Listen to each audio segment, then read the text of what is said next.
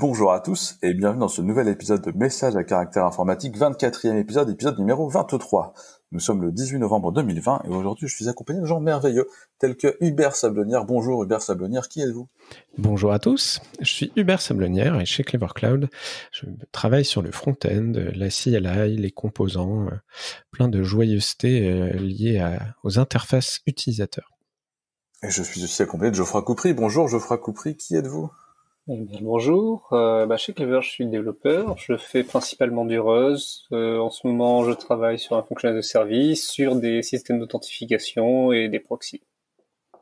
Et je suis aussi accompagné de Boris Shapira. Bonjour Boris Shapira, qui êtes-vous ? Ouais. Bonjour à tous, Boris Shapira, Customer Success chez Dareboost, récemment acheté par Content Square. Je m'occupe d'aider les gens à faire de la web perf. Cool. Yes. Alors, aujourd'hui on va commencer comme d'habitude par un lien un peu politique, sauf que cette fois-ci c'est pas moi, c'est Geoffroy Coupry, et ça parle de Thierry Breton qui s'est fait spammer par... spammer tellement. C'est pas un vrai spam. En fait, il y avait une espèce gaslighté par Google. Il y avait une espèce de plan maléfique secret des lobbyistes de Google pour contrer, c'était quoi le Digital Services Act, une nouvelle série de législations pour les sites web, les services web. Il y a des choses comme des obligations de modération, de la lutte contre la désinformation, etc. Et donc, comme des boîtes comme Google sont très très concernées, ils sont pas d'accord qu'on leur mette des régulations dans les pattes. Donc, ils ont une armée de lobbyistes dont le taf, c'est d'aller essayer d'empêcher un peu ça. Et ils avaient un plan. Le but du truc, je crois, du Digital Act, c'était, il y a des trucs qui sont pas légaux en vrai. Il y a aucune raison que ce soit légal sur les internets. Donc, il faut faire un truc qui rend ça illégal sur Internet. Du coup, on va faire plus de régules pour Internet, plutôt que plus de moyens pour vérifier que les trucs pas légaux en vrai, et Internet, c'est un peu en vrai, se passent bien. Alors, il y a un autre truc dans le tas, c'est le Digital Markets Act, qui, par exemple, interdit à un moteur de recherche d'afficher ses services en priorité, par exemple pour le recherche de voyage ou les choses comme ça. Ce qui est plus gênant. Oui, pour Google, ouais. Et du coup, ils avaient tout un document, tout un plan de bataille pour aller empêcher la Commission européenne, tout ça, de travailler là-dessus. Et ce document a fuité. Il y avait des choses comme faire appuyer un peu le gouvernement américain sur les différents pays pour qu'ils soient pas trop d'accord, aller lancer des débats internes pour noyer le poisson. Enfin voilà, des choses qu'ils font en fait toujours. Oui, et là c'était très très évident et du coup. Et Sundar Pichai, il a fait oups, pardon. Oh, je suis désolé, j'étais pas au courant. Non, c'est des gens en interne qui ont décidé ça. Moi, j'ai pas du tout vu le document. Jamais. Oui, et puis, j'allais dire un truc alors que j'y connais pas grand-chose, mais des pratiques de lobbying comme ça reste assez courant, donc c'est amusant qu'ils disent qu'ils savent pas que ça existe, alors que c'est pas Google ne sont pas les seuls à faire ça. Énormément de grosses boîtes ont des influenceurs dans ce genre-là pour essayer de faire bouger les choses dans leur sens. Comme Facebook et Cambridge Analytica, c'est-à-dire qu'une fois qu'on t'a pris la main dans le pot de confiture, c'est voilà, je suis désolé, alors que tout le monde le savait, quoi. C'est justement ça, le document a fuité. Donc Thierry Breton il s'est dit on m'apporte le truc sur un plateau, je prends et c'est bon, je vais taper dessus avec, quoi. Et je vais me les faire, il faut payer les impôts. Ouais. Je reprécise pour les auditeurs, Thierry Breton, actuellement il est commissaire européen au marché intérieur et contrairement à beaucoup de gens qui parfois, que ce soit au gouvernement ou ailleurs, sont dans ces postes-là, il a été PDG de CGI Informatique, de Thomson, de France Télécom et d'Atos. Donc il a été dans différentes boîtes liées à l'informatique. Après, est-ce qu'il s'y connaît et qu'il est expert là-dedans? Là, j'ai zéro opinion, mais je reprécise pour l'auditeur qui ne sait pas forcément qui c'est. Ouais, ce que j'ai bien aimé dans l'article, c'est qu'ils décrivent direct, sans embâge, le fait que Google fasse appel au gouvernement américain. Et tu sais, c'est toujours les États-Unis, pays de la concurrence libre et non faussée. Et en fait, mais non, mais que dalle, mais ils bossent main dans la main pour faire de l'ingérence commerciale. avec les autres pays, tu vois. Et un des autres trucs qui parle, c'est donc on va demander au gouvernement de faire pression, et surtout on va se baser sur les accords internationaux type CETA, machin, etc. pour avoir l'influence sur ces trucs-là. Je trouve ça intéressant. À ce niveau économique, on peut de toute façon considérer qu'il s'agit davantage de diplomatie que d'autre chose. Là, il s'agit surtout d'établir des relations de pouvoir et des enjeux de manière à pouvoir dire, bah regardez, on sait très bien que vous faites du lobbying, c'est un secret pour personne, mais là on vous a pris et quand on vous prend, on peut l'utiliser contre vous. Ce qui permet de rétablir un peu les rapports de force entre une institution qui a la force de son institution, mais en face un acteur économique qui est beaucoup plus mobile dans ses capacités de proposition technologiques, mais qui ont une influence économique et politique sur le monde. Clairement.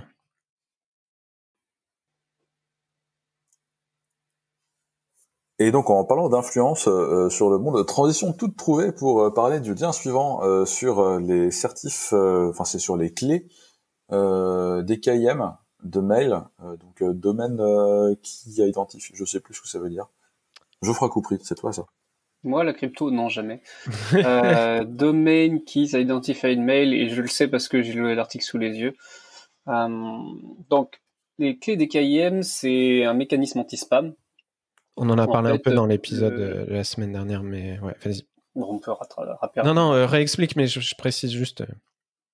Donc, c'est un mécanisme où le serveur SMTP qui a créé le mail et l'envoi va ajouter un header de signature avec sa clé privée, et le serveur SMTP qui reçoit tout au bout va pouvoir vérifier que ça vient bien de ce serveur-là. Ça évite par exemple que quelqu'un vous envoie un mail en disant donc moi c'est moi Gmail.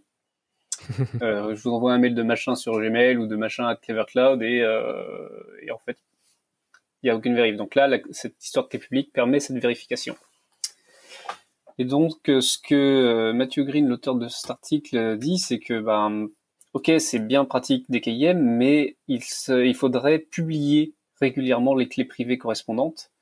Pour une raison, c'est que ça a été utilisé comme mécanisme d'authentification des mails dans le cas de fuite. Par exemple, quand des mails sont volés dans une boîte mail de quelqu'un, d'un politicien, d'un activiste ou autre, ça permet d'authentifier que le mail vient bien de cet endroit-là. Et ça a été fait dans plusieurs cas, comme les emails de John Podesta, par Wikileaks, par un certain nombre de fuites. Là, apparemment, ça aurait été réutilisé pour des mails d'un avocat russe au fils de Donald Trump. Enfin, il y a pas mal de choses. Aussi avec le fils de Joe Biden récemment, je crois. Ouais. Aussi, oui, avec le laptop qu'on aurait trouvé quelque part tombé du camion. C'est quoi? C'était les scandales US qu'il y a eu avec Clinton et les mails, là? Ouais, il y a ça aussi. Podesta, c'était ça. Et donc, ce que Matthew Green dit, c'est que, ok, cette signature DKIM, elle est pratique pour éviter les spams, pour qu'un serveur puisse vérifier que le mail qu'il vient de recevoir, il vient bien du bon serveur. Mais une fois que ça a été vérifié, que ça a été authentifié entre les deux, cette signature n'a plus d'intérêt. C'est-à-dire qu'elle sort du cadre de son utilité d'un point de vue crypto, et que régulièrement, en fait, on pourrait juste publier les clés privées, ce qui permettrait de forger n'importe quelle signature pour n'importe quel mail au moment où cette clé était en usage. Et du coup, on pourrait dire, oui, ce mail qu'on voit, on a vu, ce mail qu'on a là, il a cette signature-là, mais en fait, ça pourrait être n'importe quoi. On peut pas prouver que c'était bien envoyé à cet endroit-là depuis ce site-là. Voilà. Ouais, en fait, moi, l'article m'a un peu perturbé. Je suis passé par plusieurs phases de oui, mais s'ils ont envoyé ces mails, peut-être qu'on a besoin de pouvoir vérifier que c'était bien eux, si jamais ce qu'ils ont fait dans le mail est grave. Et moi, j'aimerais bien qu'on puisse prouver qu'ils ont fait des choses graves. Et en même temps, comme tu me le rappelais, Geoffroy, on est en train d'utiliser une fonctionnalité qui n'a pas été créée pour ça. Comme tu le rappelles, elle a été créée pour, on va dire, authentifier la provenance, mais dans un très court terme, de l'ordre de la minute ou de l'heure, vraiment quand le delivery d'email est un peu lent, mais pas plus. Et en plus, c'est c'est une fonctionnalité qui va, sur le moyen terme, dans le cadre de vol d'email et de chantage, se retourner contre l'utilisateur, et sachant qu'il n'a pas forcément de moyen de désactiver l'option, à part de changer de provider d'email et d'en utiliser un qui fait pas de DKIM et donc potentiellement de tomber dans les spams, etc. Et donc dans la conversation qu'on avait à deux en privé, Geoffroy et moi, bon déjà on était d'accord sur si t'es un méchant politicien qui veut faire des trucs bizarres, bah déjà tu n'utilises pas des mails et tu vas utiliser une messagerie chiffrée end-to-end. Il y a beaucoup de WhatsApp voilà. et de Signal. Hein. Ouais. Mais du coup, ouais, c'est vrai que j'aimais bien ce que tu me rappelais, Geoffroy, c'est que ce système de crypto a pas été inventé pour du plus long terme que juste le delivery. Il est en train de se retourner dans le cadre de cas de chantage ou de vol de mail contre l'utilisateur. Et donc ensuite, c'est à l'auditeur d'avoir une opinion sur est-ce que c'est une bonne ou une mauvaise chose que ça puisse retourner contre l'utilisateur. Il y a certains cas, c'est pour mettre au jour des choses graves contre les citoyens, et d'autres fois, ça permet juste à faire du chantage pour tel ou tel candidat à la présidentielle.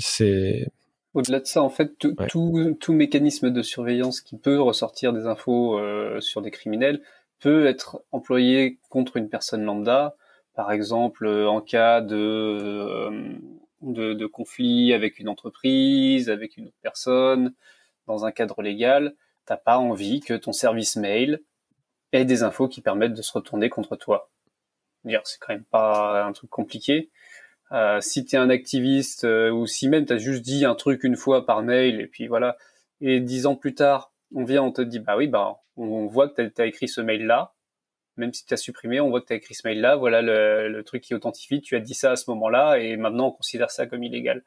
C'est-à-dire tout système comme ça pourra à un moment se retourner contre l'utilisateur.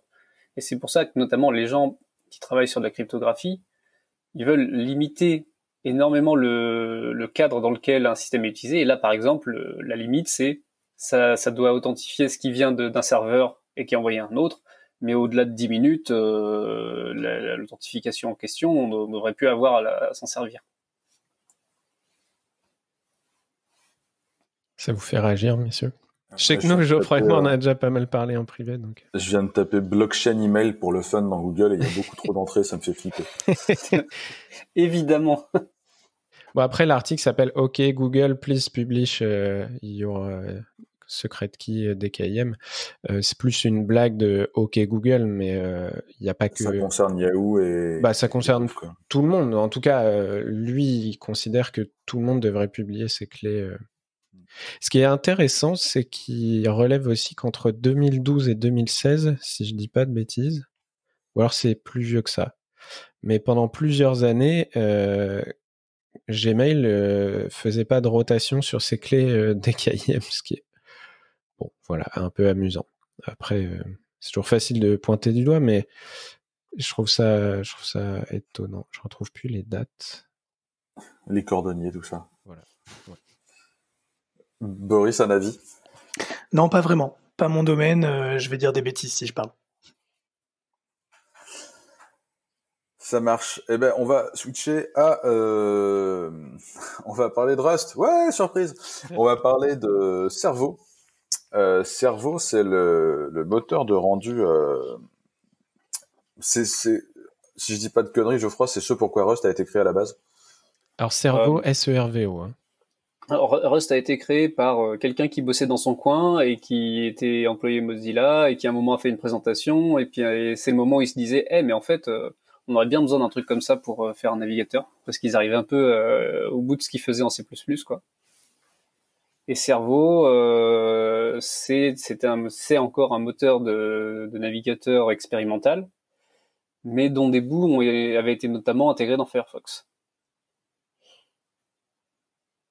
Et on en a déjà parlé, mais il y a eu pas mal de départs chez Mozilla, et donc en particulier pas mal de gens qui taffaient là-dessus. Mozilla a dit qu'ils arrêtaient de maintenir Cerveau, et du coup ces articles-là, c'est Mozilla a largué toute l'IP de Cerveau à la Linux Foundation. Et maintenant, c'est la Linux Foundation qui va qui va offrir un cadre légal pour pouvoir embaucher des gens, pour pouvoir continuer le travail sur Cerveau. C'est cela? C'est ça. Ils ont migré la CI sur le compte AWS de la Linux Foundation, ils migrent tous les domaines, les dépôts, maintenant c'est sous la houlette de la Linux Foundation. Ça recommence à coder sur le projet d'ailleurs, donc je trouve ça intéressant. Parce que depuis les départs, ils avaient un peu arrêté les commits, etc., c'est ça? Alors c'est un projet où il y avait beaucoup de contributeurs externes, parce que notamment ils s'étaient arrangés pour que ce soit très accessible aux débutants. Sauf que si tu as un projet qui est très accessible, il faut quand même des gens qui bossent beaucoup sur le triage et tout ça, sur les reviews. Surtout et ces gens-là, la plupart étaient payés par Mozilla. Ouais. Donc quand ils se sont fait virer, il n'y avait plus grand monde. T'avais Samsung qui bossait là-dessus pour la partie mobile, je crois, de mémoire. Samsung Internet, c'est basé sur Chromium. Après, je sais pas trop les investissements qu'ils ont sur Cerveau, mais... Quelle tristesse. Qu'est-ce qui n'est pas basé sur Chromium aujourd'hui? Internet Explorer? Ah non. Ok. Ça vous inspire quelque chose de plus? Moi, j'ai toujours suivi Cerveau un peu de loin, et les quelques démos qu'on avait sur la manière dont ça pouvait gérer les animations CSS beaucoup mieux, parallélisées, machin. C'était toujours assez impressionnant, et c'est vrai qu'étant très fan de Firefox, j'ai toujours nourri l'espoir que d'un coup Firefox fasse, tu vois, genre, ça y est, on lâche une bombe et on est 2 fois plus performant que toute la concurrence. Et donc, ils ont fait énormément d'avancées en perf, notamment via l'inclusion d'expérimentation qu'ils avaient dans Cerveau, que ce soit sur la partie qui gère le CSS ou autre. Mais ouais, je suis un peu déçu que Mozilla aille pas plus loin là-dessus. Après, moi, j'y connais rien de est-ce que c'est important économiquement d'investir là-dedans. J'ai pas de jugement là-dessus. C'est plus de l'extérieur. C'était assez cool de voir des innovations là-dessus. Et c'est vrai que actuellement, on n'a plus que 3 moteurs de rendu, on va dire actifs. Donc Blink. Après, on peut parler de moteur de rendu et puis de toolkit entre Blink et Chromium ou entre WebKit et autres. Mais en gros, on n'en a plus que 3 et voilà, j'ai un peu peur que ça passe à 2 dans les prochaines années. Et comme beaucoup le répètent, le coût pour démarrer un tel projet, dire je vais faire un moteur de rendu est énorme. Et du coup, je me demande demain qui a la capacité de faire ça en fait. Et je vois pas. Par rapport à ce que tu disais, je pense qu'ils allaient jamais pouvoir drop l'intérieur de Firefox et puis remplacer par Cerveau. Jamais ils allaient pouvoir remplacer tout d'un coup un navigateur. Il y a que Microsoft qui fait ça de temps en temps, mais quand même ils en sont à 3-4 fois. Ils disent non, on laisse tomber, on réécrit tout. Mozilla, ils allaient jamais pouvoir faire ça, donc. En fait, la rare boîte que je... Vas-y. J'ai un peu le même point de vue. Je pense qu'il n'était pas possible nécessairement de entièrement basculer Cerveau à la place de Gecko. Mais je pense aussi que c'est difficile pour une structure qui finalement est bien posée en fondation, là, comme Mozilla, d'arriver à innover. Et je pense que incuber ce genre de projet, ça leur permet ce genre de choses. Donc ils ont récupéré dans Cerveau ce dont ils avaient le potentiel d'intégrer dans Gecko. Maintenant c'est fait. Est-ce qu'ils ont tout récupéré avant de basculer? Je ne sais pas. Et ça, c'est le truc. C'est pour ça que j'ai pas de position. Est-ce que c'est bien ou pas bien? Mais en tout cas, ça me choque pas qu'un projet qui soit incubé, dont on a récupéré des morceaux, a posteriori reparte ailleurs pour incuber des nouveaux projets, pour innover dans d'autres domaines.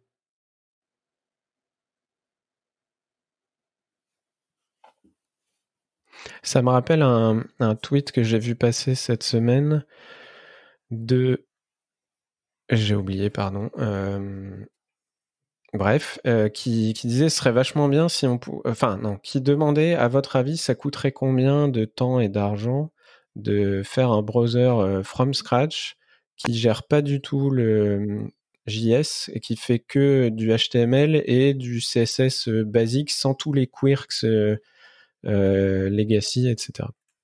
Et donc, ça, c'est un travail monstrueux. Hein. T'as plusieurs personnes, notamment celui que j'appelle The Googler, qui expliquait à plusieurs personnes en 1 an ou 2, tu auras peut-être une partie correcte en HTML et tu auras à peine le début des bases de box model de CSS, quoi. Et encore, ça, c'est juste... ça marchouille, tu vois. Mais même Cerveau, ça leur avait pris un temps fou d'arriver juste à des pages qui commencent à s'afficher.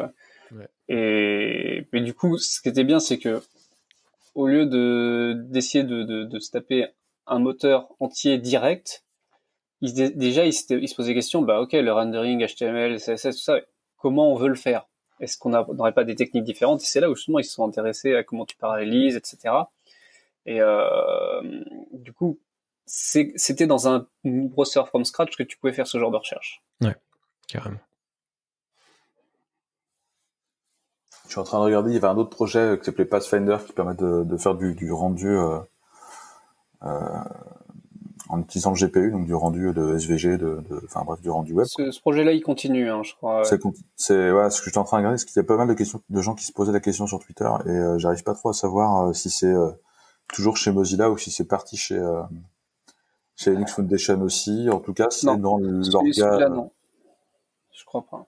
Oui, parce que j'ai dit qu'il y avait plus ou moins plus que 3 moteurs de rendu. Je parle de ceux qui sont utilisés dans les navigateurs grand public. Il y a des moteurs de rendu très spécialisés pour du print ou autre qui savent bouffer du HTML et du CSS, mais c'est des usages très différents et qui sont pas... Enfin bref, c'est différent. Yes. Le Pathfinder, ça faisait partie de l'orga Cerveau, donc ça a peut-être bougé aussi dedans. Mais là, il y avait pas mal de contributeurs, notamment externes, parce que de l'affichage de fonte et de vectoriel, c'est un problème où il y a des besoins déjà d'un peu partout. Yes. Je vous propose de passer à la suite. Une série de tweets sur Web Page Test que vous avez peut-être déjà utilisé. Web Page Test, qui est un site pour avoir du feedback sur votre site internet, comment il se charge, est-ce qu'il respecte les bonnes pratiques, etc. À la base, c'était un projet open source et apparemment, ça a été racheté. Est-ce que quelqu'un veut en parler? J'allais juste dire, on en a parlé dans l'épisode X, je sais plus lequel, que ça avait été racheté. À chaque fois, le nom m'échappe par Catchpoint, voilà, et que du coup, Patrick Minan, le mainteneur, rejoignait la société. Et là, ils ont changé de licence. Est-ce que je crois que c'est Boris, tu peux peut-être. Oui, tout à fait. Je crois que c'est l'épisode 15. Gros fidèle du podcast. Le fidèle, quoi. Tout à fait, ils ont changé de licence. En fait, ils ont embauché Patrick Minan, ils ont récupéré le code source et ils ont forqué en fait le projet qu'ils ont placé sous une licence que je ne connaissais pas, qui s'appelle la Polyform Shell License. Je ne sais pas quelles sont ses spécificités, mais si j'ai bien compris, cette licence en fait permet de protéger tout le nouveau code qui va être contribué en fait par Patrick, qui sera toujours ouvert à la lecture, mais que les utilisateurs n'auront pas le droit d'utiliser pour construire des produits qui sont en compétition avec Catchpoint. Catchpoint qui produit déjà des services d'insight et de conseils sur les sites web. Donc en fait, basiquement, toutes les entreprises voulant potentiellement utiliser ce code seraient en compétition avec Catchpoint. Donc ça veut dire qu'elles peuvent pas puiser en fait dans les nouvelles contributions de cette branche. Il laisse une branche avec les anciennes licenses qui sont BSD et Apache 2.0, mais derrière ça veut dire qu'il va falloir les contribuer et qu'a priori Patrick, qui est salarié de Catchpoint, va probablement, je parle au conditionnel, ne pas contribuer énormément sur cette branche-là. Sauf que Web Page Test, c'est le projet de Patrick, qui a fait un travail exceptionnel sur ce projet depuis 10 ans. Le mec a tout fait tout seul. Hein. Les devices matériels, ils étaient dans sa cave. Il y a eu des incendies, il a eu des problèmes d'assurance. Enfin, vraiment et puis un produit qui est certes un peu abrupt à prendre en main parce qu'il est un peu technique pour un public pas formé au sujet, mais extrêmement complet, qui est peut-être vraiment l'état de l'art de ce qu'on peut faire aujourd'hui sur ce genre de produit. Ouais. Et du coup, ça veut dire qu'il y a pas mal d'entreprises qui ont utilisé ce projet pour monter des business, qui aujourd'hui en utilisent des versions qui sont souvent alternatives. Ils ont déjà forqué en fait de leur côté parce qu'ils avaient des besoins spécifiques, ce qui peut se comprendre. Tu montes un business avec un truc, à un moment donné, tu vas avoir des besoins que les autres n'ont pas. Sauf qu'ils avaient l'habitude de réintégrer le travail que Patrick continuait à faire, les milliers de codes que Patrick continuait à produire. Et là, maintenant, ça va plus être possible ou plus difficilement. Donc ça veut dire pour toutes ces entreprises, mine de rien, il va falloir mettre la main vraiment dans le code et arriver à contribuer les innovations au fur et à mesure que le monde du web évolue, et ça évolue très vite, quoi. Donc c'est, en termes de gouvernance, ça va bousculer, je pense, un petit peu le marché. Ouais, je suis en train de regarder sur le site de Polyform. Bonjour le chat. C'est pas très radiophonique tout ça. Il y a le chat de Boris qui vient de lui sauter dessus. Bref, Polyform, je suis en train de regarder la licence. Il précise bien que c'est pas une licence open source, que c'est pas du free software, que c'est juste de la source available license, donc comme Elastic, comme Redis, comme Mongo. C'est-à-dire que tu peux pas, t'as pas le droit de faire du business avec, entre guillemets, si tu payes pas une autre licence. C'est du source available. Si tu veux démarrer ton service avec, faut raquer. Et Boris, il y a qui comme service actuellement qui réutilisait une partie de web page test, du peu que je connais, parce que je connais 1000 fois moins cette industrie que toi.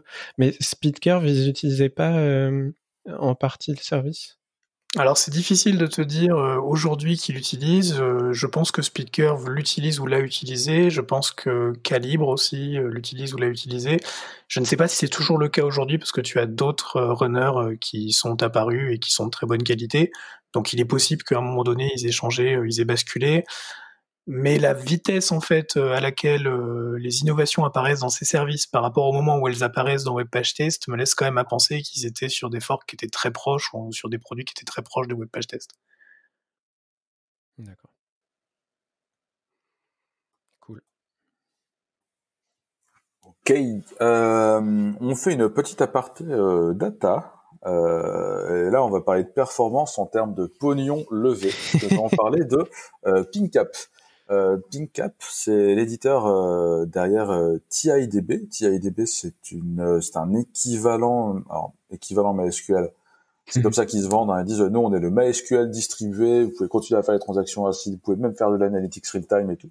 Enfin, c'est plein de promesses. Et quand tu vas voir sur le site, en fait, t'as la liste des incompatibilités avec MySQL. Et comme ça. Mais ça parle le même protocole. Donc c'est un peu famille CockroachDB qui parle le même protocole que Postgre ou Yugabyte ou des choses comme ça. Toute la partie distribution, logique de distribution, c'est basé sur...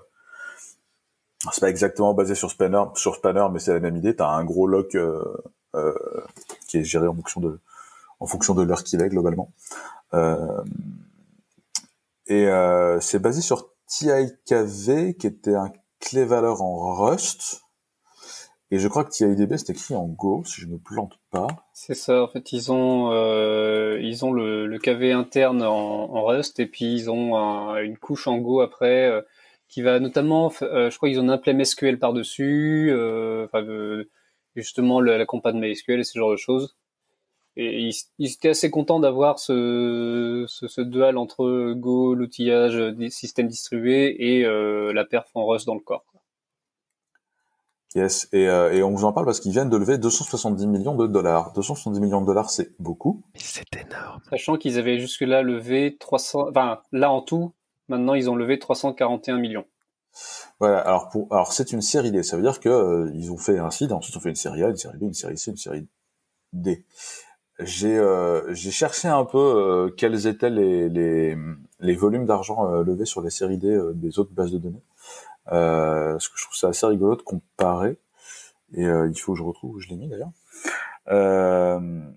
Donc MongoDB a fait sa série D en 2011, donc c'était vraiment les premiers à avoir le renouveau. Les éditeurs américains se lancent sur le marché de la DB, et j'insiste sur le terme éditeur américain, on va en parler après.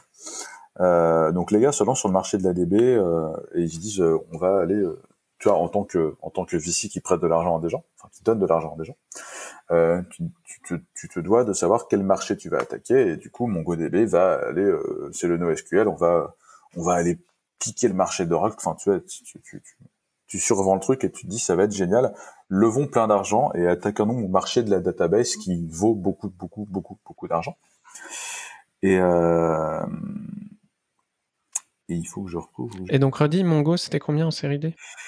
Alors attends, je suis en train de chercher parce que je l'ai mis sur Slack. Ouais, et je me ne souviens. le retrouve plus, mais c'est parce que je suis dans Watching Market et pas dans Watching Tech. Je vais te dire ça très vite. MongoDB, ouais, tu l'avais mis 20 millions en 2011. Yes, Couchbase, 25 millions en 2013. c'est ça. Redis, 44 millions en 2017. Et bah là, PingCap, 270 millions. Et bim. C'est ça, tu vois que ça augmente. Elastic, c'était en 2016 ou en 2017 aussi, et c'était un peu plus de 50, et petit à petit ça augmente, mais là, t'as atteint un palier, genre, bam 270. C'est le moment où la Chine se lance sur le marché de la base de données, puisque PingCap est une boîte a priori. J'allais dire, c'est pas US, ouais. Pas US. Là, c'est la version US, je crois, quand même, de la boîte, hein, qui a son siège à San Francisco. Right. Sur Crunchbase, la plupart des investisseurs, t'en as beaucoup qui sont chinois. C'est assez intéressant, ce qui arrive pas souvent. Et bien que ça, les quantités d'argent investies pour la même série, donc la quatrième levée, augmentent au fur et à mesure du temps. Que le marché se complexifie pour un tas de raisons. Là, c'est quand même un gap énorme. Ouais. Ah, t'es une boîte qui vient, qui dit on va vous remplacer votre vieux cluster MySQL par un truc rapide, global, etc. Par rapport à maintenant il faut que vous appreniez Mongo ou Redis, que vous gériez vos clusters, machin. Là, on vous file un truc. T'as ton énorme site à base de MySQL avec ton énorme cluster, tu remplaces par ça, voilà, ça a bien marché. Honnêtement, c'est vachement séduisant, donc je pense que eux, ils ont un marché monstrueux à taper en fait. Et bonjour, on vient de taper le marché d'Oracle. Mais c'est intéressant parce que la plupart des nouvelles bases, du New SQL, il y avait eu le NoSQL en 2007, 2010, maintenant c'est le New SQL, donc c'est les bases qui font déjà du SQL, enfin, qui refont du SQL. Ils sont souvent présentés comme des concurrents effectivement à Oracle. Genre le marché à prendre maintenant. Apparemment le NoSQL a pas réussi, donc nous on va aller faire ce que le NoSQL a pas fait. On va aller bouffer les parts de marché d'Oracle. Et du coup, il y a beaucoup d'argent là-dedans. Ça n'a rien à voir, mais depuis quelques jours, j'ai regardé les 4 Ip Man, où tu as quand même régulièrement le thème du le kung-fu, c'est mieux que la boxe américaine ou occidentale. Et voilà, j'ai l'impression de voir la suite où l'éternelle guerre chinois-américain qui est le plus fort. Et c'est des cool. Batailles culturelles. Non, mais c'est cool de voir des choses montées là-dessus, parce que je sais pas vous, moi dans mon fil Twitter, j'entends quand même très souvent des innovations, des changements côté américain, et c'est vrai que quand il y a des choses qui se font en Chine, il y a beaucoup de choses qui restent chez eux, mais qui sont pour autant innovantes, impressionnantes, etc., mais qui sortent pas forcément beaucoup sur nos marchés à nous.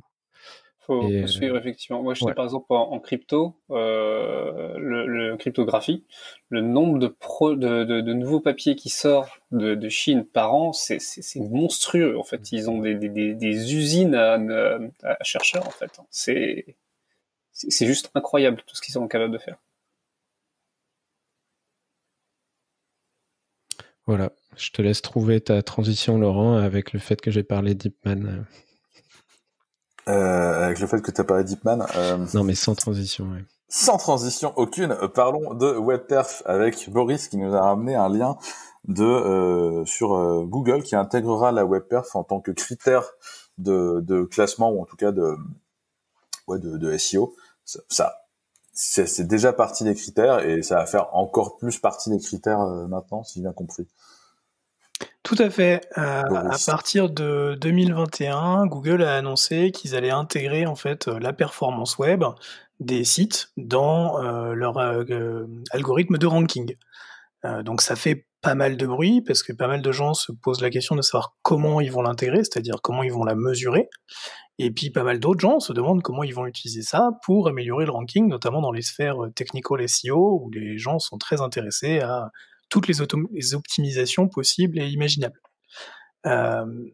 D'où ça vient en fait cette volonté de Google d'intégrer la WebPerf, parce que c'est pas du tout nouveau. En fait, ça fait plus de 10 ans qu'ils poussent le truc dans tous les sens. Ils sont très très prolixes à proposer des outils, des améliorations, y compris dans Chrome pour que le site soit de plus en plus rapide.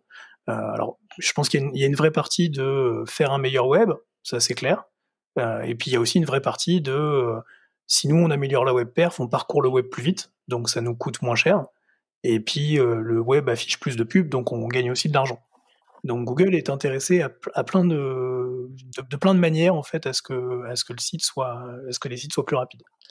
Pourquoi est-ce qu'ils ont décidé d'intégrer le ranking dans le classement maintenant ? Parce qu'ils peuvent. En fait, maintenant, ils ont fait évoluer Chrome suffisamment pour arriver à faire sortir des indicateurs qui viennent du navigateur lui-même. Parce que jusqu'à présent, mesurer la WebPerf, c'était beaucoup faire des captures vidéo, analyser la vidéo, analyser les trames réseau. Ça avait un coût en fait assez important en CPU. Là, on peut récupérer via des API directement les infos dans les navigateurs. Donc il y a trois indicateurs qui vont mettre en avant Largest Contentful Paint, LCP, Cumulative Layout Shift, CLS, et First Input Delay, FID. Basiquement, pour faire simple, pour les gens qui connaissent pas ce sujet où il y a plein d'indicateurs tout le temps, on va s'intéresser à 3 trucs. Est-ce que le site rend visuellement rapidement ? Est-ce qu'il s'affiche bien chez les gens ? Est-ce que les gens, quand ils le voient, ils peuvent avoir rapidement confiance en ce qu'ils voient ? Ou est-ce que, en fait, parce qu'il y a des pubs qui vont se charger à droite à gauche, tout le contenu va se mettre à glisser dans tous les sens et en fait, on peut pas interagir avec le site, soit parce que ça lag, soit parce qu'en fait, on peut commencer à lire, puis en fait, ça bouge et on peut plus lire, par exemple. Et le dernier truc, c'est est-ce que je peux interagir avec le site de manière qualitative, c'est-à-dire quand je vais vouloir cliquer, est-ce que le bouton sur lequel je clique, il va réagir ou pas ? Et donc, on va essayer de mesurer ces trucs-là. Donc c'est plutôt des bonnes choses, c'est des bons indicateurs, ça permet quand même d'aller assez loin. Et du coup, ça risque d'avoir comme conséquence un certain nombre de budgets qui vont être votés dans les DSI ou les divisions marketing pour améliorer la performance des sites web. Et ça, c'est cool. Ça, c'est cool parce que ça veut dire que Google est capable d'utiliser son pouvoir d'influence pour aller participer aux innovations et financer ces innovations dans des entreprises. Et ça, je trouve ça assez bien. Sur le ranking, par contre, je suis assez convaincu que ça aura assez peu d'impact, parce que moi j'espère que ça en aura assez peu, dans la mesure où moi je veux avant tout qu'un moteur de recherche comme Google me ramène des contenus et services de qualité qui correspondent à ce que je cherche, et pas nécessairement le plus rapide, même si sa qualité elle est pas bonne. Mais on peut imaginer que toute chose étant égale par ailleurs, contenu égaux, service égaux, tout pareil, à ce moment-là, en effet, de manière très mineure, la performance pourra permettre de gagner 1 ou 2 rangs dans le ranking. Ce que je crains en revanche, donc ça c'est le côté positif, dans le côté négatif, moi ce que je crains, c'est qu'il y ait pas mal de gens qui se jettent sur le sujet pour améliorer les métriques. Genre, on a des nouvelles métriques, donc on va tout faire pour les améliorer, même si en fait c'est complètement con, c'est juste pour améliorer en fait ces trucs-là. Et on peut aller très loin quand on réfléchit comme ça, parce qu'à chaque fois qu'on prend n'importe quel problème et qu'on le simplifie juste à 3 indicateurs, parce qu'il faut vous dire que dans la WebPerf, des indicateurs, on en a 50. Si vous le simplifiez à 3, vous allez forcément faire des trucs absurdes. Et moi déjà, j'ai travaillé sur quelques-uns des indicateurs et j'ai trouvé des trucs qui sont assez bêtes, genre par exemple l'indicateur de déplacement des contenus, donc le CLS. Il est très sensible au type d'animation que vous utilisez. Donc si vous utilisez des animations ease qui sont très communes parce que très naturelles pour les gens, c'est des animations où l'animation elle est très rapide au début puis un peu plus lente à la fin, ce qui correspond assez naturellement à ce que vous faites quand vous déplacez vos membres. Si vous essayez d'attraper votre tasse à café, vous allez vite jusqu'à la tasse et lentement à la fin pour pas la renverser. Donc c'est un truc qui est très naturel pour nous.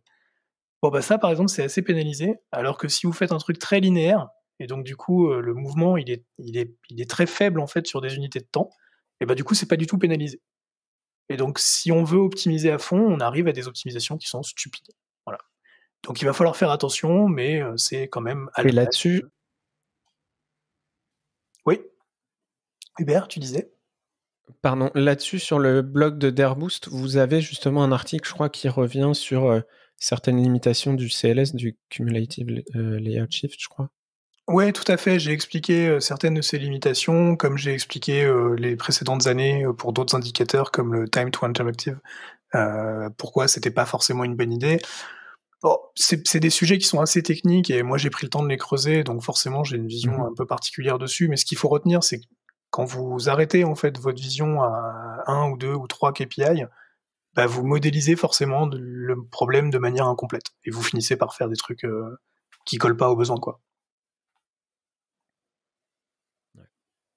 Ouais, mais des KPI comme ça assez publics, c'est un truc qu'on peut facilement mettre dans le rapport client quand on lui vend le site.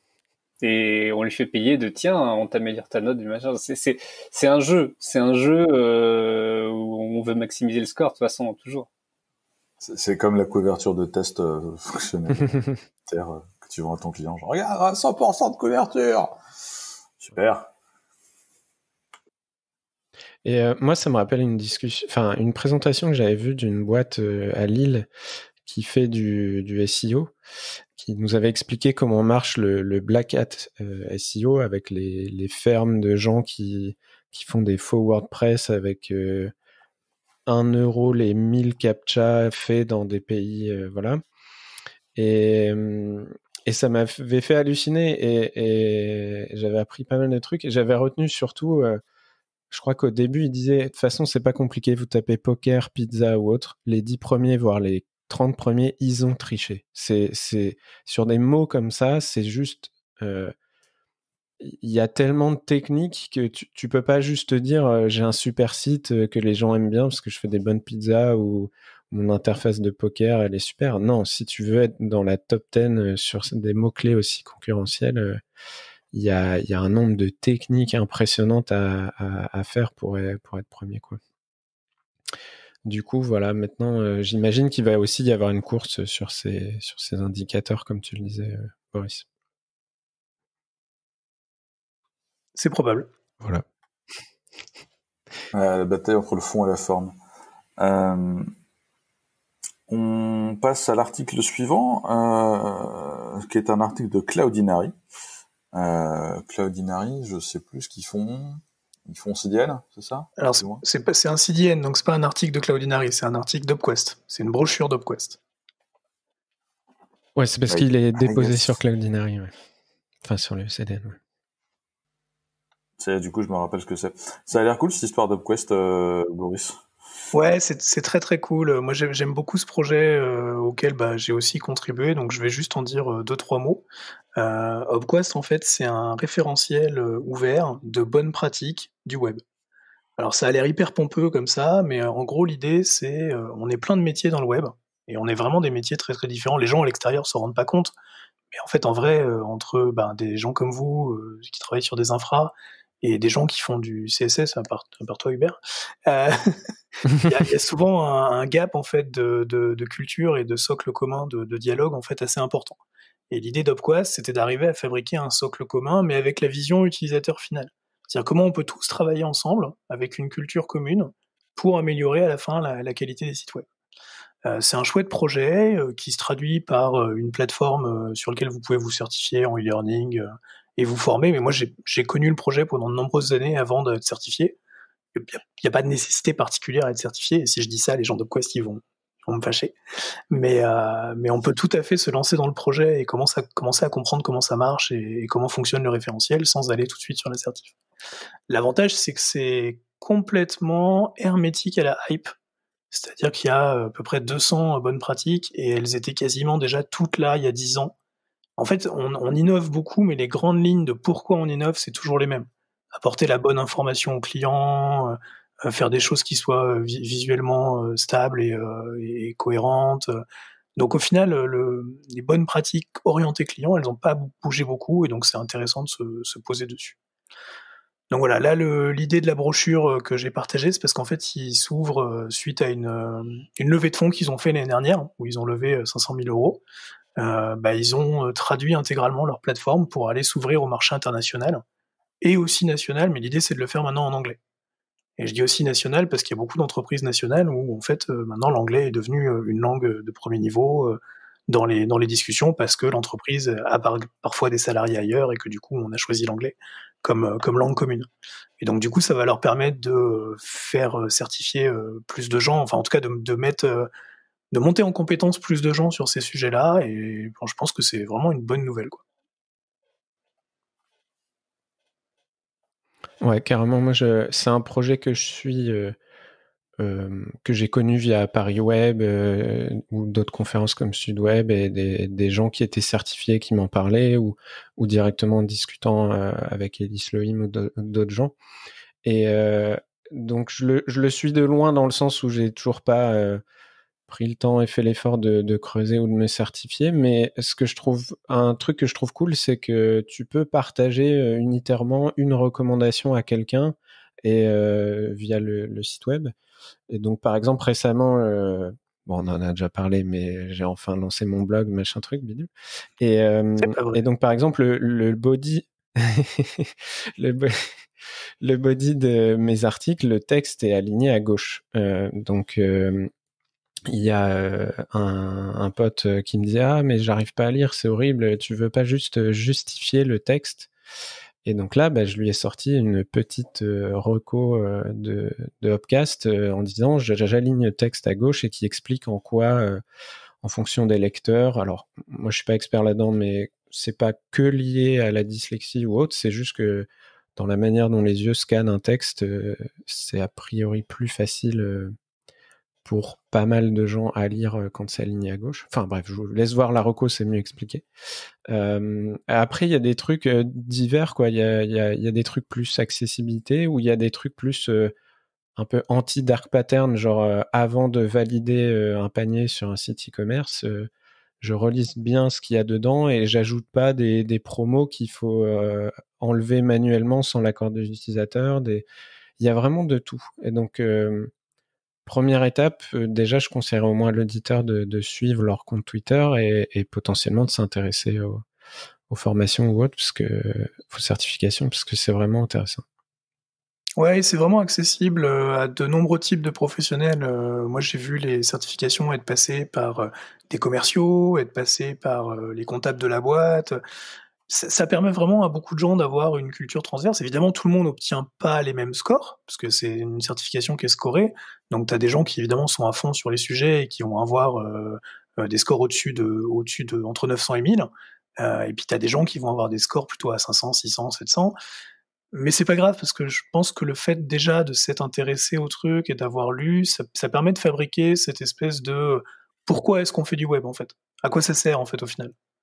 Et ça peut servir à tout le monde dans une boîte. Je trouve que c'est très, ça fabrique une espèce de cohésion aussi et de bien-être quand tu sais pourquoi ta boîte elle travaille.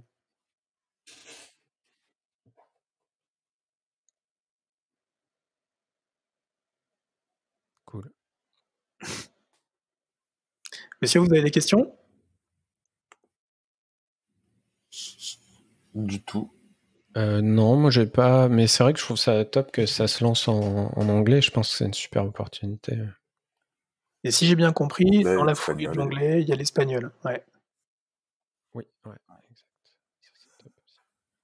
Moi, je me demande régulièrement pourquoi on fait du web. J'ai essayé, je comprends toujours pas. Et donc, c'est génial, ce que les auditeurs ne savent pas, c'est que Boris m'a préparé toutes les transitions. Et du coup, c'est cool. Du coup, je vais dire, et en parlant du web, en anglais, mais aussi en français, parlons du Web Almanach 2021. Et je ne connaissais pas le Web Almanach et c'est vraiment super drôle. Vous connaissez pas? Je crois que j'ai Non. saoulé. Alors moi j'ai connu via Boris, je crois, je sais plus. Mais j'ai saoulé Geoffroy avec ça récemment, avec plein d'articles sur le cache, les compressions, etc. Ah oui, dans la moindre discussion, il y a toujours un moment, oui, bah alors le almanach HTTP dit ça, et en fait, non, c'est une super ressource pour comprendre ce qui se passe dans les pages, dans l'affichage, dans ce qui se passe sur le réseau, etc. Enfin, Mais alors qu'est-ce que c'est, Boris? Alors le Web Almanac, c'est une émanation d'une autre structure qui s'appelle HTTP Archive. HTTP Archive, c'est un truc qui a été créé il y a il y a un peu plus de 10 ans d'ailleurs, ça faisait 10 ans le lundi, le 16. Et l'idée, c'était, on va parcourir le web avec des robots d'indexation, mais contrairement au moteur de recherche, nous, on va s'intéresser non pas nécessairement au contenu et services des pages, mais à la manière dont elles sont fabriquées et délivrées sur le web. Donc on va analyser leur markup, on va analyser les entêtes, on va analyser les protocoles utilisés, voilà, on va analyser la technique de manière à constituer une espèce de corpus. Il faut imaginer ça comme un travail d'historien finalement, un espèce de corpus de comment le web est construit et comment il évolue à travers le temps pour de vrai. C'est-à-dire pas au niveau de la hype de on va tous utiliser tel techno. Ouais, d'accord, mais en vrai, les gens, ils font quoi? Et donc ça permet quand même de voir ce que ça fait. Donc au début, ils scannaient genre 10 ou 15 000 URL, et aujourd'hui, ils sont à 7 ou 8 millions, un truc comme ça. Donc c'est vraiment un gros corpus. Donc ils ont toutes ces données, et puis ensuite, il faut arriver à les présenter, parce que ça fait quand même un sacré paquet de données. Il faut imaginer des bases qui stockent tout ça, et c'est énorme. Donc ils ont créé en fait ce Web Almanac qui tous les ans réunit des professionnels avec différentes compétences. Et l'idée, c'est on va aller fabriquer des requêtes dans cette énorme base de data, et on va contextualiser les résultats dans des articles rédigés pour expliquer comment le web est fabriqué. Donc évidemment, c'est découpé en chapitres. On va pas expliquer tout d'un coup, on va expliquer séparément le HTML, le JS, le CSS, puis à l'intérieur du JS, quels sont les frameworks, et puis à l'intérieur du HTML, par quel type d'outils ils sont produits, et puis à l'intérieur des entêtes, on va s'intéresser différemment à la compression, au CDN, enfin voilà, on découpe quand même en chapitres, mais l'idée c'est d'avoir une présentation cohérente et contextuelle de ces données pour arriver à se rendre compte de comment le web est fait. Et c'est hyper intéressant parce qu'on trouve des trucs qui sont parfois aux antipodes de ce qu'on pourrait penser.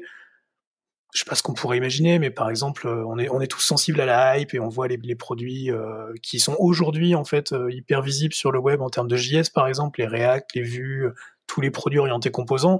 Puis quand on regarde en fait concrètement sur combien de sites ils sont utilisés, c'est très très très négligeable en fait. C'est pas la globalité du web, c'est-à-dire qu'on doit avoir un certain nombre de sites qui sont des sites qui sont fabriqués récemment avec des guillemets, parce qu'on sait pas trop exactement ce que ça veut dire, mais qui utilisent ces technos, mais globalement, c'est pas encore aujourd'hui hyper représenté, alors que des frameworks comme jQuery sont utilisés massivement, par exemple, dans des trucs de pub, qui sont injectés sur des sites où il y a du React, et donc du coup, ces sites qui sont en React, en fait, ils utilisent jQuery aussi. Et donc du coup, on se retrouve avec une part de marché pour de vrai de jQuery qui est juste monstrueuse, en fait. Donc ça, c'est un exemple de JS, mais il y en a plein d'autres. Et là, sur la version 2021 qui est en cours de rédaction, et sur laquelle on a besoin de traducteurs, appel à traduction. C'est très cool de traduire. Les traducteurs sont séduisants, comme moi, puisque vous ne me voyez pas si vous m'entendez juste. Mais venez traduire, parce que c'est vraiment hyper intéressant. Vous prenez un chapitre qui vous botte un peu, un sujet qui vous intéresse un peu, et vous allez de toute façon apprendre plein de trucs. Et là, par exemple, sur le chapitre des CSS, en faisant les requêtes, ils ont découvert en fait des erreurs de CSS qui sont massivement répandues sur le web, genre des règles CSS qui sont mal orthographiées. Et en regardant en fait comment ça pouvait se faire qu'une même règle, c'est hyper drôle. Ah ouais, je trouve ça génial, qu'une même règle soit mal orthographiée partout, se rendre compte que c'est parce que ça vient du Facebook Widget. C'est le white space, je sais plus quoi, là, où il y a une typo, notamment. Ouais. Je rebondis sur ce que tu disais, Boris. Là, je suis sur le site, sur la version 2020. Alors, peut-être pas tous les articles, mais il y a de l'anglais, de l'espagnol, du français, du portugais, du japonais. Du peu que je comprends, j'ai l'impression qu'il y a du chinois et du simplified Chinese. Et il y a de l'hindi qui devrait ressembler à ça, mais c'est écrit en chinois. Et je vois ce que je pense être de l'hindi, ouais, aussi. Parce que c'est écrit en hindi, donc je sais pas. Ouais, cool. Et pardon, du coup, je t'ai coupé. On parlait des erreurs CSS qui sont répandues partout.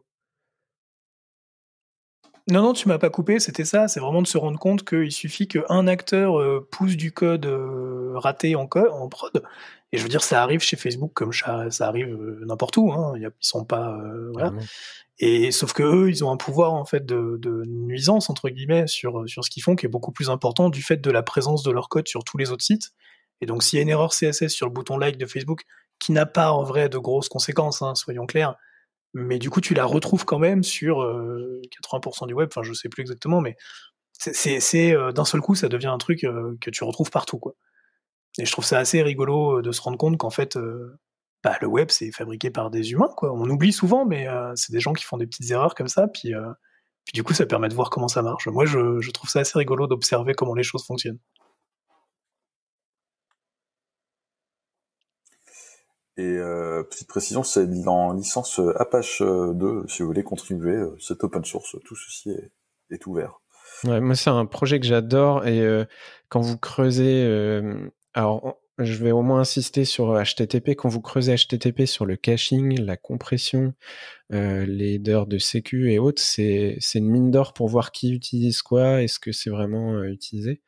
Et il y a un petit côté quand tu parlais de hype, Boris, un peu anti... tous les ans, il y a un survey State of JS ou je sais plus quoi, que moi je trouve parfois assez contestable parce que j'ai toujours cette impression qu'il est essentiellement rempli par des gens en mode très Silicon Valley qui font que du React, Angular, etc. Et qui met rarement en avant la réalité du web. Et à l'inverse, je serais pas étonné du coup que HTTP Archive, vu qu'ils indexent que des choses qui sont publiques, n'ait pas toutes les stats de plein d'applis de gestion interne, etc. Et donc ça contrebalance un peu et je trouve ça intéressant comme projet au moins et aussi pour ça, quoi. Il y a quand même des chances que les applis internes, il y ait 80% de jQuery là aussi. Oui, je pense aussi, clairement. Bootstrap. Bah, enfin, rien que sur la console Clever, il y a plein de jQuery partout et elle est techniquement privée, donc pas indexée. Je trouve que c'est aussi un rappel important quand tu regardes, parce que du coup, alors cette année, peut-être que les requêtes vont plus s'intéresser aux différences entre l'année dernière et cette année, mais l'année dernière, comme c'était la première édition, du coup, ils avaient récupéré des données un peu plus vastes pour essayer de les contextualiser sur la durée. Et tu vois les courbes d'adoption de certains trucs, notamment les courbes d'adoption, par exemple, de HTTP2 ou des propriétés CSS3. Et ça te remet quand même parfois une petite claque pour te rappeler que ces courbes d'adoption, elles sont pas aussi rapides que ce que tu pourrais penser qu'elles sont quand tu fais de la veille. Parce que toi, t'as fait de la veille et t'as vu les trucs arriver vite, mais en fait, les gens les voient arriver lentement, et t'as des courbes d'adoption de certains trucs qui sont parfois sur 10 ans, et tu te rends compte visuellement de ce que tu avais déjà un petit peu ressenti quand tu parlais avec des gens qui n'étaient pas forcément des gens qui faisaient beaucoup de veille, qu'en fait, les choses mettent du temps à infuser. Et que toi, réciproquement, quand tu vas fabriquer ton site, non seulement il faut toujours que tu gardes en tête si tu avais un jour oublié la rétrocompatibilité, mais aussi le fait que les gens que tu vas recruter, il va falloir aussi les faire acquérir le niveau de compétence que tu veux les faire acquérir, parce que tout le monde ne l'a pas. Ça vient vraiment avec le temps, quoi. Ça vient doucement. C'est important de se rappeler qu'il y a un gros effet bulle dans la tech entre t'as beaucoup de gens qui font de la veille, qui sont sur les mêmes réseaux sociaux, ou qui vont dans les mêmes confs, ou qui juste vont en conf, et c'est une petite partie en fait de. Ouais, reprendre un peu d'humilité, ouais, c'est hyper important. Ok. Donc on parlait d'erreurs CSS, continuons à parler de CSS. Cette transition est à chier. Uber, c'est un truc qu'on a fait sauter la semaine dernière, mais qui était vachement cool. Alors on l'a remis. C'est une technique de Sioux pour corriger un bug CSS. Ouais. Alors, en gros, en CSS, quand vous voulez changer l'affichage, le layout, ce que vous voulez de quelque chose sur votre page en fonction de la largeur du navigateur ou d'autres paramètres, la hauteur et plein d'autres choses. Depuis quelques années, on a un standard qui s'appelle les Media Queries et qui nous permet de faire ça. C'est via ça, notamment, aussi via toutes les techniques de layout fluide qu'on a vu apparaître le responsive web design. Et donc, c'est grâce à ça que vous dites, bon, bah, en dessous de tant de pixels, mon site, il est en une colonne, et puis au-dessus, il est en tant de colonnes, et puis ça se trouve, vous le faites pas en pixels, enfin bref. Ça, c'est bien. Par contre, quand vous commencez à bosser en mode composant, vous voulez changer un peu le style de votre composant par rapport à la largeur que fait votre composant et pas par rapport à la largeur de la page, parce que vous n'avez pas forcément connaissance, et enfin moi en tout cas j'incite à ne pas se reposer sur la largeur de la page pour conditionner le layout d'un composant. Et du coup, bah, ça fait des années que dès qu'on demande les gens qui font du CSS, vous voulez quoi? On veut des container queries. Et donc, on veut un système pour conditionner du CSS en fonction de la taille d'un container, d'un parent, on va dire. Et donc là, en gros, cet article sur CSS Tricks, article de Mathias Houlbusch, désolé, je pense que ça se... Ouais, voilà. Bref, on aura essayé de le prononcer, ouais, Mathias Houlbusch, propose une technique pour essayer de faire un peu des container queries. Clairement, on va le dire tout de suite, c'est hyper compliqué à écrire, à comprendre et à maintenir. Donc, je pense pas forcément que ce soit une très bonne idée à faire. Et Boris, en commentaire, tu le redisais, c'est clairement un méga gros hack qui va être une galère à maintenir. Mais en vrai, regardez comment il fait, c'est hyper intéressant. Donc, la première étape, c'est de se baser sur Clamp. Donc là, je serais curieux d'aller voir l'usage de Clamp sur l'HTTP Almana. À mon avis, on doit être à 0, c'est vraiment une fonction CSS qui est très peu connue. Donc c'est une fonction à 3 paramètres en CSS. Le premier, c'est la borne inférieure. Le troisième argument, c'est la borne supérieure. Et au milieu, vous mettez une valeur. Donc si la valeur est en dessous de la borne, elle va être inférieure, elle va être égale à la borne inférieure. Si la valeur est au-dessus de la borne supérieure, elle va être égale à la borne supérieure. Du coup, grâce à ça, avec Clamp, il met 0 en minimum, 0 pixel en minimum, 1 pixel en maximum, et il met une valeur au milieu.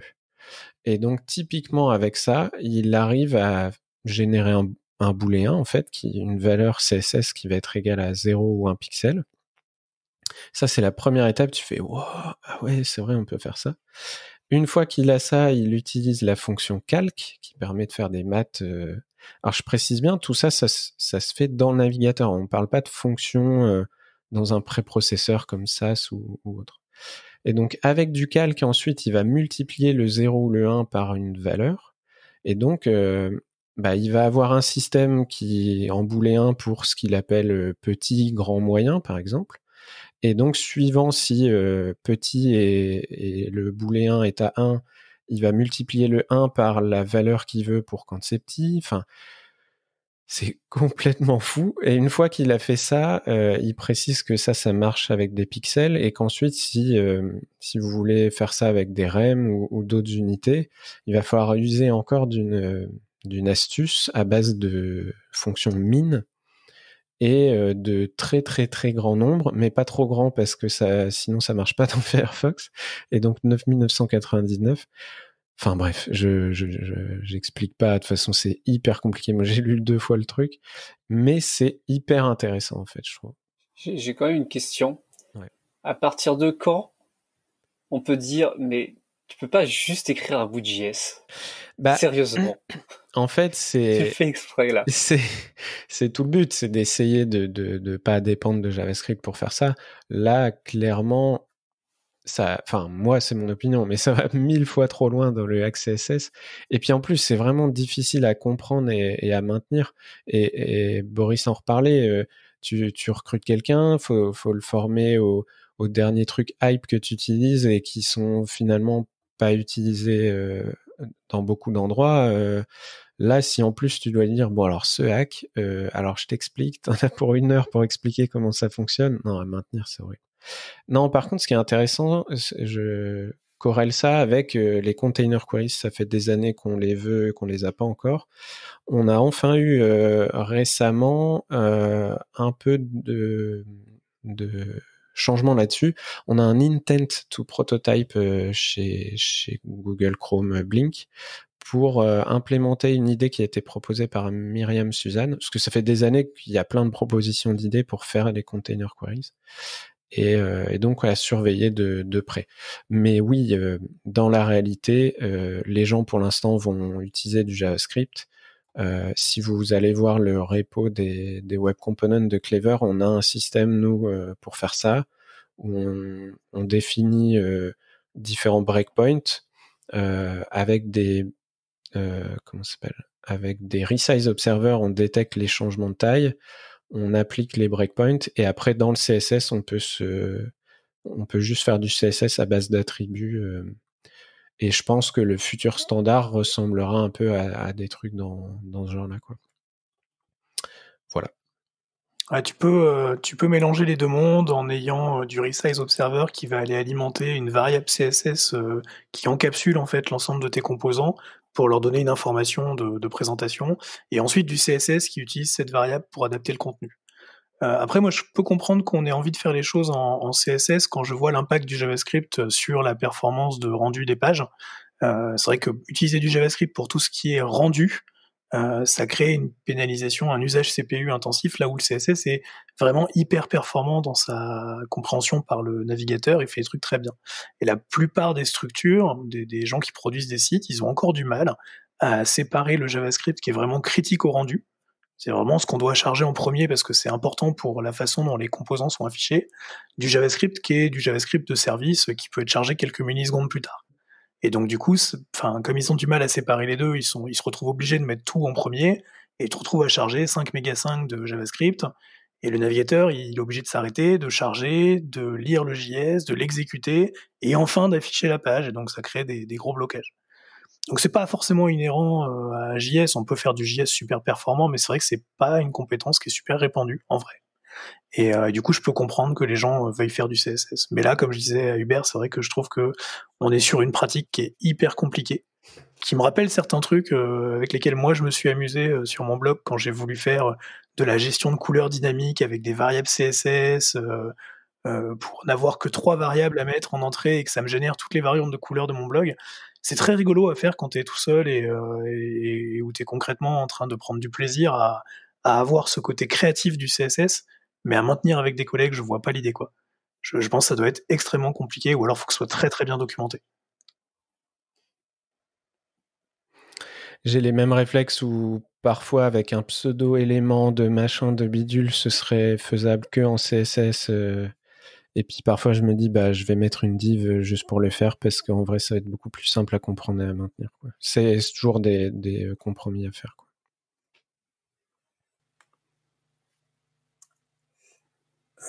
Ok. Tu parlais de taille de JavaScript tout à l'heure, Boris, et c'est vrai que ouais, je rame un peu. Cette transition, quoi.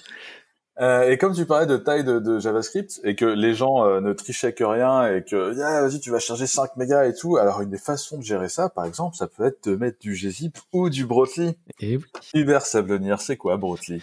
Alors là, on vous partage un article de Cloudflare. Donc Brotli, je pense qu'on en a déjà parlé dans le podcast, je sais plus. Brotli, c'est un algorithme de compression qui a été proposé, inventé chez Google. J'ai plus l'année, désolé. Et qui est plus efficace, on va dire, en termes de le résultat que ça donne que gzip, qui est utilisé massivement quand il est utilisé. Et donc, en fait, on va dire que le problème de Brotli, c'est qu'à la compression, il est plus lent. Alors, bon, ça va dépendre de ce qu'on dit. Il y a un peu comme gzip, il y a plusieurs niveaux de compression. Ça va de 1 à 11. Si vous utilisez le niveau maximum pour compresser, je dis n'importe quoi, 100 kg JS, c'est plus long que pour compresser avec gzip. Quand je dis plus long, ça peut vite être vraiment beaucoup plus long quand vous utilisez le niveau maximum. D'ailleurs, si je dis pas de bêtises, dans le Web Almanac, il vous reprécise que si vous faites du Brotli niveau 5, vous arrivez à un format, une taille de fichier compressé qui est un peu plus petite quasiment tout le temps que gzip, avec un temps de compression qui est globalement le même. Ça, c'est pareil, c'est vachement intéressant de voir ce genre de conseils sur le web, sur le HTTP Archive Almana, le web Almana. Et donc cet article de Cloudflare revient sur Brotli, quand on y va comme des bourrins, c'est lent. Est-ce qu'on peut rendre ça un peu plus rapide, en fait? Ou en tout cas, à temps constant, faire des fichiers plus petits par rapport à Brotli normal, quoi. Donc, ce que j'ai bien aimé, c'est que l'article revient sur comment ça fonctionne Brotli. Ça se base sur LZ77. J'adore dire des mots que je comprends pas vraiment, mais ça se base là-dessus. Qui est, Geoffroy, tu pourrais peut-être en parler mieux, mais un algorithme de compression. Oui. L pour l'MPR et Z pour ZIV, je crois, le nom de ceux qui avaient bossé dessus. Et c'est L et même LZ de LZMA. Et enfin, en fait, il y a un certain nombre de techniques qui sont utilisées à droite à gauche, qui sont raffinées petit à petit, avec des algos qui sont dérivés les uns des autres. Donc, c'est ça. Et du coup, ce qu'ils expliquent, et ça je l'ignorais, c'est que Brotli a un dictionnaire statique qui contient 13 500 et quelques mots. Par exemple, chevron HTML chevron, là, la balise HTML. Ça contient type égale quote application/javascript fermer les quotes. Des trucs qu'on va retrouver très souvent dans des fichiers web. Donc ouais, 13 000 mots, c'est quand même pas mal. Et en plus des mots, il y a un ensemble de transformes. Par exemple, si vous avez écrit votre balise HTML en majuscule, vous avez le droit, je crois que ça marche. Eux, dans le dictionnaire, ils ont HTML en minuscule. Par contre, ils ont un transform pour pouvoir l'accepter en tant que valeur du dictionnaire en majuscule, avec juste la première lettre en majuscule. Enfin, il y a un ensemble de transforms pour avoir des préfixes et autres. Ce qui fait qu'en combiné, c'est un peu plus comme s'ils supportaient quasiment 1 600 000 mots. Alors, je vous laisse imaginer que quand vous lancez un algo de compression sur 100 kg.js, on va toujours dire la même chose là, allez analyser à chaque mot s'il fait partie d'un dictionnaire de 1 600 000 mots, c'est un peu long. Et du coup, on va dire que si on raccourcit et qu'on résume l'article, ce qu'a fait Cloudflare, c'est de préparer des heuristiques pour utiliser un dictionnaire réduit pour que ça prenne le moins de temps possible en fonction notamment du type de fichier ou de l'endroit dans lequel on est dans un fichier donné. Donc typiquement, si vous donnez à bouffer un fichier JavaScript ou un fichier CSS, ils vont appliquer un sous-ensemble du dictionnaire pour essayer de compresser tout ça. Et donc le résultat à la fin, il y a un graphe, c'est intéressant. Ça marche beaucoup mieux sur des. Alors ils ont obtenu des gains des fichiers plus petits avec un Brotli niveau 5, mais du coup avec un dictionnaire plus petit et vraiment adapté à l'usage. Et ça marche beaucoup mieux sur des plus petits fichiers parce que sur les plus petits fichiers, l'algorithme LZ peut pas faire grand chose de magique et c'est plus le dictionnaire qui vient fonctionner dans ces cas-là. Donc c'est un super article, je trouve, pour recomprendre comment fonctionne Brotli, le système de dictionnaire. Ils ont même un lien sur un autre lien vers un autre article sur comment fonctionne Brotli plus généralement. Et j'ai trouvé ça intéressant de voir comment ils arrivent à améliorer les choses. Ce qui est aussi drôle, c'est que là, je viens d'ouvrir le Web Almana sur l'article de compression. Et en fait, c'est marrant parce que quand on regarde le graphe de qui compresse et avec quel algo dans les stats qu'ils ont, en fait, on regarde par exemple les fichiers JavaScript, il y en a une à vue de... Il n'y a pas le chiffre si je survole. Ouais. Il n'y a pas le pourcentage, mais à vue de nez, il y a les 3/4 qui sont en gzip, un petit 10%, 20, 15% en Brotli et le reste non compressé. Et sur l'HTML, c'est même ahurissant, il y a la moitié des gens qui ne compressent pas leur HTML. Alors, qu'est-ce que ça veut dire derrière? Est-ce que ça a vraiment un impact sur l'utilisateur? C'est là qu'il faut mesurer, etc. Mais c'est marrant de voir que sur des formats qui sont compressibles, c'est toujours pas appliqué, même pas à la moitié pour HTML. Et donc, on voit aussi que Brotli, moi j'ai beau savoir ce que c'est, l'utiliser, c'est très, enfin, ça reste assez marginal actuellement, quoi. Voilà. Sans transition aucune, on passe de Brotli à HTTP2 et Wish, je sais jamais comment le dire. Moi je dis Wish. Quick. Quick. Moi, je dis Wish. Ça s'appelle Quick, mais ça ne peut s'appeler Quick que si ça vient de la région spécifique en France où ils font le... Putain, il y a beaucoup trop de private jokes. Il y a un G devant, moi je propose d'appeler ça Gros Quick, mais c'est une référence que les moins de 30 ans ne peuvent pas connaître. Et ouais, rest in peace, Gros Quick. Ouais. Et donc, chez Blink, ils ont dit, en fait, le serveur push, on abandonne, et le serveur push HTTP3, on l'avait même pas fait. Donc, le serveur push, c'était cette feature de HTTP2 qui dit que le serveur peut, en préventif, en fait, envoyer un asset, genre un bout de JS, une image, un CSS au navigateur, avant que le navigateur l'ait demandé, parce qu'il suppose que le navigateur en aura besoin. Et c'était un bazar monstrueux, parce qu'en fait, c'est le serveur qui envoie ça, mais il n'a aucune idée du cache qu'il y a côté client. Donc, il fallait avoir des heuristiques sur qui cache, comment, etc. Et ce qu'ils ont mesuré, c'est que ça apportait assez peu d'intérêt, et même dans certains cas, ça a augmenté la latence de certains sites, quoi.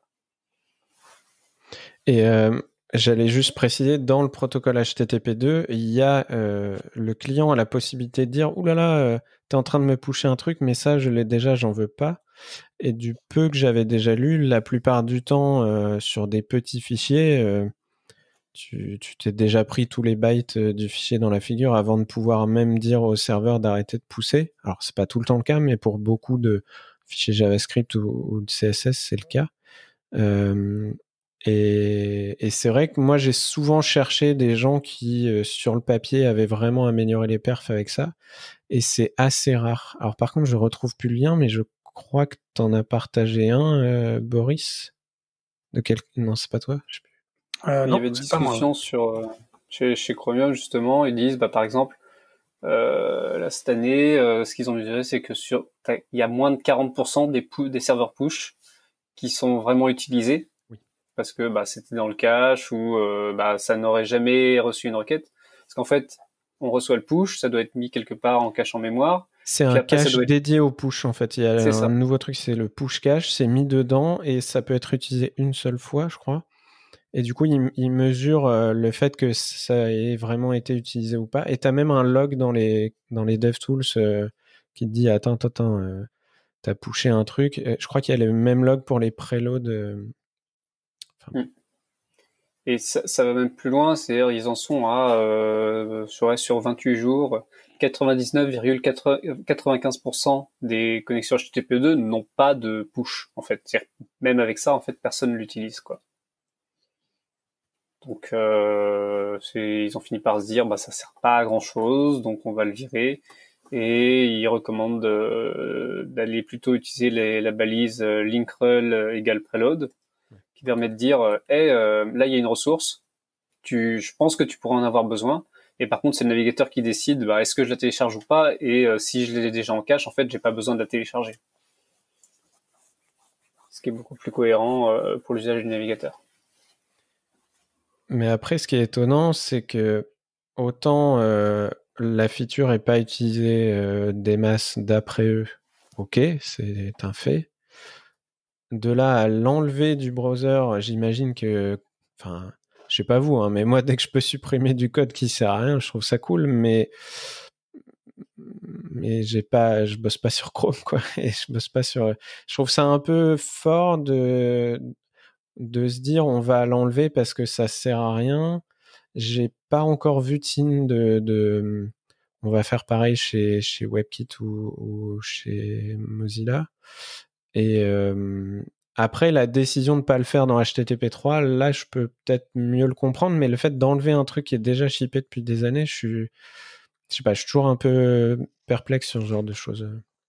Ça va rien péter au final, en fait. C'est que si le navigateur reçoit du push, il va ignorer, voilà, et là-dessus, c'est raisonnable. Le serveur push, moi je me rappelle, quand ils ont sorti HTTP2, il y avait cette feature-là, et c'était la feature que tout le monde avait envie d'aimer. Ouais. Et puis, au fur et à mesure que c'est sorti, que les gens ont joué avec, c'est un peu plus compliqué que ça, en fait. Il y a des compromis à faire, voilà. Ce qui est une transition toute trouvée pour le lien suivant que tout le monde a envie d'aimer. Moi, je voulais juste, je suis désolé, mais je voulais faire rebondir Boris là-dessus sur est-ce que toi, chez les clients avec qui vous bossez, tu vois des gens qui l'utilisent, qui ont testé, qui sont déçus ou qui connaissent pas ou... Oui, il y a des gens qui utilisent HTTP2, il y a des gens qui l'utilisent bien, mais ça reste une feature qui est une vraie feature de grosse maturité sur les échanges que tu peux avoir entre le serveur et le client, puisque ça a comme prérequis que tu vas être capable de pousser en avance au client des choses dont il va avoir besoin après. Et donc pour ça, il faut vraiment bien avoir une bonne idée du user journey de ton client, c'est vraiment savoir à l'avance ce qu'il va faire. Ce qui n'est pas forcément si évident que ça. Donc c'est vrai que les cas d'usage sont très réduits et je suis pas sûr qu'on puisse pas faire déjà la même chose avec d'autres en-têtes, comme disait Geoffroy, preload, mais t'as aussi prefetch, t'as aussi la préconnexion DNS, enfin t'as tout un tas de trucs qui permettent déjà de faire ça. sans avoir la complexité d'HTTP2 et sans avoir... Donc là, je parle de la complexité à l'implémentation, mais sans avoir aussi la complexité de le gérer côté navigateur, avec tout ce que ça peut entraîner comme overhead CPU. Donc ouais, je pense on est peut-être sur quelque chose qui est super cool, mais on n'est pas encore prêt pour l'avoir, et peut-être qu'on le fera mieux dans quelques années quand on aura une plus grande maturité sur ces sujets-là.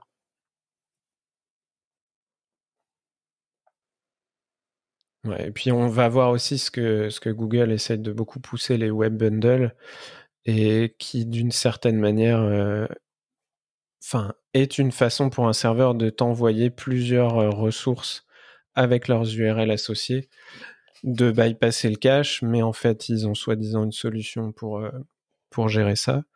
Donc on va voir un peu comment ça évolue dans les prochains mois. Voilà. Tu peux y aller, Laurent, avec ta transition, désolé. J'ai plus de transition, c'est terminé. Je suis triste. On va parler du nouveau CPU d'Apple, le M1. Donc, ce qu'on a envie d'aimer, le M1. Oui. Geoffroy Coupry. Eh ben, c'est un peu la grosse hype cette semaine là-dessus, parce que en fait ça a commencé, c'est chez Geekbench, ils ont fait des benchmarks en single core. Donc je remets juste un contexte. Apple vient de sortir des nouvelles machines avec leurs propres puces qui ne sont plus des puces Intel et qui sont basées sur ARM. Voilà, des ARM en 64 bits, ouais. Avec un énorme cache. Genre ça doit coûter une blinde. Et du coup là il est sorti un benchmark de chez Geekbench où il testait du x86 sur un iMac avec un processeur Intel i9, donc un truc un peu costaud, qui tourne à 3,6 GHz, un truc comme ça. Enfin, c'est quand même une belle machine. Et le truc se fait défoncer par le processeur M1 en ARM qui émule du x86. C'est quand même un truc incompréhensible. Donc, leur nouveau processeur Apple ARM est plus rapide dans un bench à faire du x86 qu'un processeur x86 d'Intel. Sachant en plus que c'est dans un MacBook Air, donc sans ventilateur ou quoi que ce soit, versus un iMac qui est une grosse machine avec refroidissement, ventilo, etc. Enfin, voilà. Donc ça, c'était par contre que le bench en single core. En multicore, effectivement, il y avait un peu plus de perf de l'autre côté. Bon. Et en fait, au fil de la semaine, des gens commençaient à sortir. Ouais, moi, j'ai reçu ma machine. Alors, il y a par exemple, j'ai essayé de compiler WebKit avec, et c'était 2 fois plus rapide sur le MacBook Air. Et en plus, le MacBook Air, il avait perdu que 10% de RAM, de batterie, pardon. Ouais. Et c'est des trucs comme ça. On a aussi quelqu'un qui fait le malin avec 400 onglets sur Safari en mode regardez mon graphe d'utilisation de la RAM et de la batterie. Alors là, c'est pas une mesure en tant que telle, c'est plus... mais on a tous tellement trollé sur l'usage de la RAM de Chrome que là, je serais curieux de voir à quel point ils vont pouvoir se servir de Safari sur desktop avec cette puce pour faire de la pub. Ouais.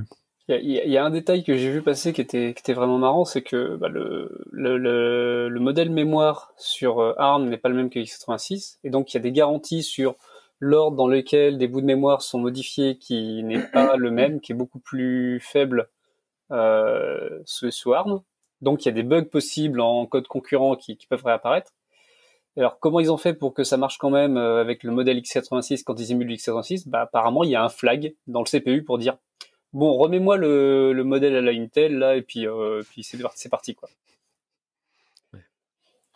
Donc donc on va voir, il y aura d'autres benchmarks qui vont arriver. On espère que ça va être intéressant. Apparemment, Linux Tech Tips n'a pas reçu de machine parce que c'était pas prévu pour faire tourner Linux dessus. Voilà. C'est ce qu'ils ont dit. Parce que ils ont, il y a une vidéo où quelqu'un leur a envoyé un kit de développement donc en amont, donc une machine avec ce pros là, c'était un Mac Mini avec le pros M1 dessus. Et apparemment ils se sont fait cramer et du coup ils ont gentiment renvoyé le truc parce que le légal d'Apple leur avait fait comprendre que ça allait pas être possible du tout. Ouais. Et il y a des gens qui prétendent que la vertu ne marche pas, mais en fait, apparemment, c'est de ce test kit de cet été là qui avait pas ce qu'il fallait pour la vertu, mais manifestement, va y avoir Docker et autres une fois qu'ils l'auront fait marcher. Enfin, voilà. Ça va être Donc là, on attend un peu machine. la fin de la phase de hype, c'est beau, c'est gentil, etc. Et d'attendre de voir si c'est aussi impressionnant ou si on nous a montré que les cas particuliers, quoi. Bah, c'est ça, on attend d'avoir des benchmarks faits avec qui ne sont pas choisis par Apple, quoi. Je crois qu'il y a Phoronix qui va faire ses benches là cette semaine et là généralement ils prennent les machines et ils font souffrir un peu, quoi. Ouais. Mais on est d'accord que si Phoronix sort un truc et que ça dit que c'est divisé par 2 les temps, les machins, la batterie et tout ça, il y a quand même enfin là c'est quand même assez important comme changement dans l'industrie, quoi. Non, puis surtout Apple contrôle le processeur et ils ont dit dans des interviews, c'est que au lieu de prendre du processeur off the shelf et l'intégrer dans leur carte mère, ils peuvent penser à l'architecture CPU qui va fonctionner dans le contexte du laptop qu'ils essaient de concevoir. Et c'est-à-dire qu'ils ont toute la verticale sur la construction de leur laptop. Je pense qu'ils peuvent aller très loin. Ce qu'ils font, je dis une bêtise ou pas, mais ce qu'ils font depuis des années sur iPhone et iPad, et qui était une des phrases que qu'a dit au départ Steve Jobs, if you want the best. Enfin, voilà, on retrouvera la citation dans les show notes, mais c'est lié au fait que pour avoir un bon produit, il faut maîtriser le software et le hardware pour qu'ils s'intègrent très bien les uns les autres, quoi. Je vais retrouver la quote. Moi, je trouve ça assez intéressant. Je trouve ça assez intéressant qu'une entreprise comme Apple, qui a beaucoup de cash de côté, parce qu'il faut pas oublier qu'Apple en valorisation, ils ont quand même ce qu'il faut, quoi. Ils utilisent ce cash pour investir et essayer de faire avancer un peu la commu technique et essayer de passer des jalons. Je sais pas s'ils vont y arriver, comme tu disais, là on est un peu dans la phase d'excitation où c'est génial et ça attend d'être testé pour de vrai. Mais ils ont le potentiel de le faire et ça m'étonnerait pas que ça arrive parce qu'ils l'ont déjà fait par le passé. Donc pourquoi pas? Et si ça se fait, ça veut dire que c'est aussi un gros pan d'innovation et de coup de pied aux fesses pour un certain nombre d'autres acteurs. Et donc finalement tout un marché qui va être tiré en avant par cette innovation. Donc je trouve ça assez cool. J'espère que ça va bien fonctionner et puis j'espère qu'on ne trouvera pas trop tardivement tous les petits grains de sable qui en fait marcheront pas. Et qu'il n'y aura pas un backlash pour eux, parce que pour le coup, c'est quand même, enfin, on oublie de le dire, mais c'est quand même un très gros risque pour eux, même s'ils ont des fonds, d'aller vendre des ordis si jamais ça marche pas et que ça pénalise leur marché, c'est très problématique, sachant qu'ils sortent déjà d'une phase de plusieurs années où les derniers Mac qui sont sortis sont assez critiqués par la communauté pour la qualité des finitions de clavier, de webcam, de pas mal. Donc ils sont très attendus au tournant, quoi. Et je trouve ça cool qu'ils continuent à innover plutôt que de se reposer en disant on va remettre à plat un peu les trucs et pas trop innover parce que finalement on a une position qui est déjà confortable. C'est bien qu'ils aillent en avant, quoi.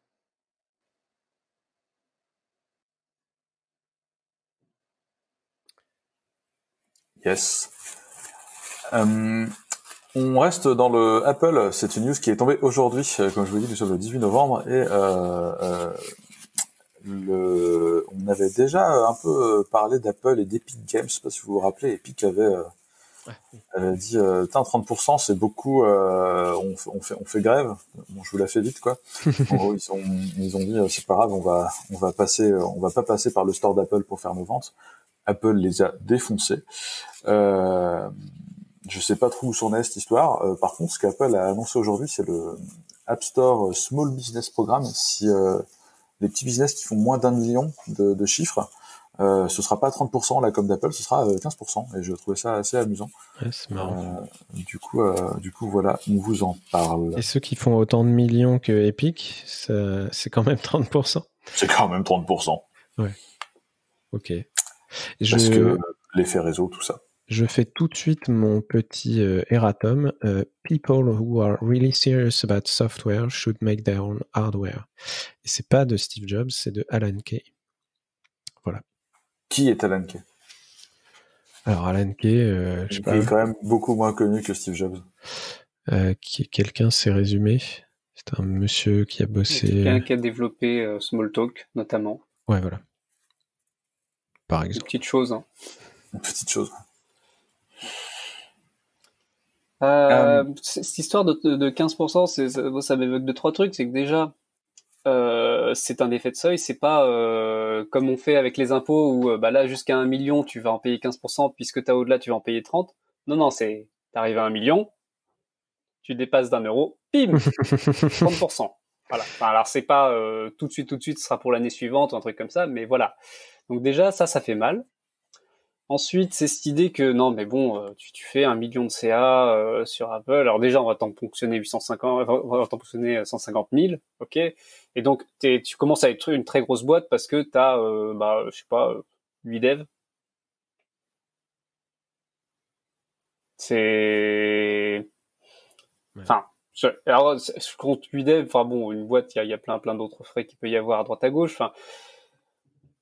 Après ça, au-delà de ça, tu étais une de ces grosses entreprises comme Epic qui sont en train d'essayer de gagner plein d'argent sur le dos d'Apple et de ses utilisateurs. Enfin, s'ils sont capables de faire 15% sur les petits, ils peuvent faire 15% sur un plus gros aussi. Ils peuvent ne pas faire d'effet de seuil. Enfin, les justifications chez Apple comme d'habitude. Bah, Je sais moi, pas c'est si... pas tant le. Vas-y, Boris.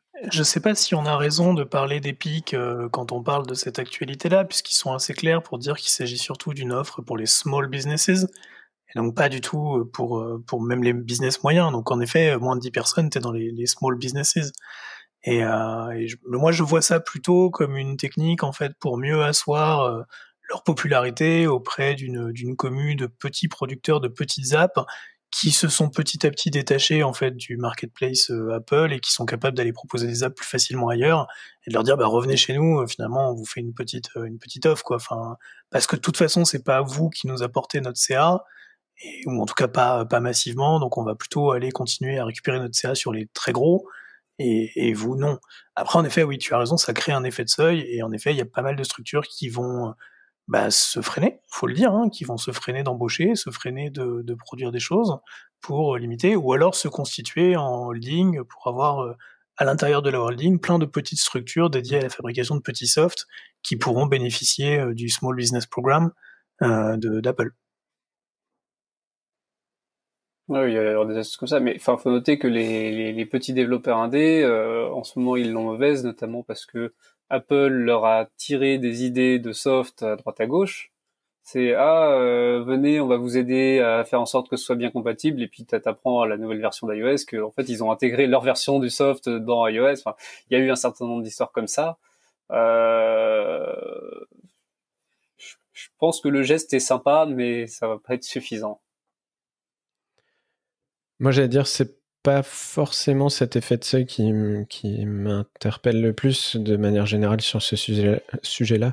C'est aussi tout le système de... Si tu as un système de paiement à part, alors la news la plus connue récemment, c'était le service de mail de Basecamp, là, Hey, mais c'est le cas de plein d'autres outils à subscription comme ça, où c'est vrai que le modèle, moi, me questionne toujours un peu. Via ces 30%, tu payes quoi en fait et si on te force à utiliser un système de paiement in-app alors que tu as potentiellement des utilisateurs qui viennent d'ailleurs à la base, etc. Et puis ils changent les règles suivant les gens, c'est pas toujours très clair là-dessus, au moins, je trouve.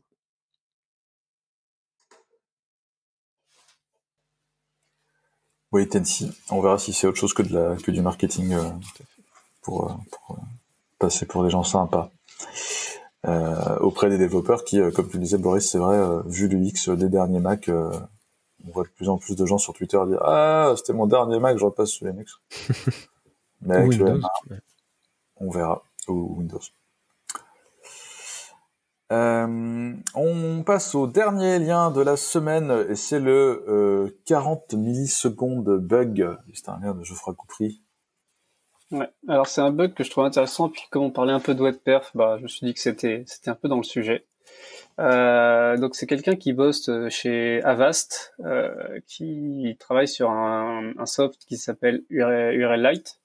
En fait, c'est un petit service où on l'envoie une URL et il regarde dans sa DB interne si c'est une URL qui est connue pour être malicieuse et renvoie la réponse. Et le truc doit répondre très très rapidement. Ils avaient une latence de 1 milliseconde. Puis ils ont commencé à le réécrire en Rust. Ils se sont rendus compte qu'à chaque appel, il y avait 40 millisecondes de délai de latence. Mais genre, par requête, ajouter 40 millisecondes comme ça. C'est quand même bizarre. Rust, c'est censé être rapide. Je te coupe 2 secondes, Geoffroy, pour les auditeurs qui ne travaillent pas avec Geoffroy Coupry au jour le jour.